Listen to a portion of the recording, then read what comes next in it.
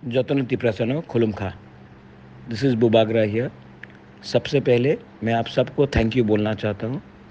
आप लोग इतने दूर से आए, धूप में इतना देर तक वेट किया और हम लोग का पूरा इंडिया को आपने दिखाया कि ये बुकुंग बारा हम लोग तिप्रसा लोग कैसा थानसा लाकर परिवर्तन ला सकता है।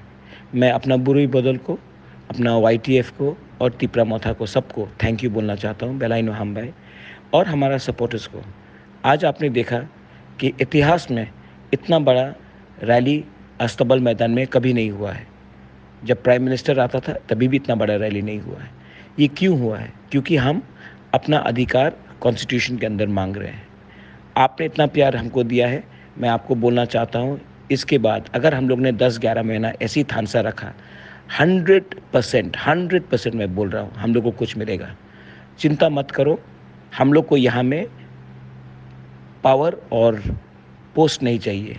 हमको अपना तिप्रसा को कॉन्स्टिट्यूशनल अधिकार देना है और उसके लिए अब आज से हम लोग देव बर्मा, जमातिया, रियांग, ब्रू, दारलोंग, उच्चोय, गारो, रंगखोल, हालाम, कोलोय ये बन के नहीं बन के सिर्फ तिप्रा बन के, तिप्रसा बन के हम लोग को फाइट करना है। I love all of you all. ये मेरा मैसेज है, सबको आप पास करो और किसी के संग झगड़ा मत करो। सिर्फ अपना थानसा को स्ट्रांग रखो।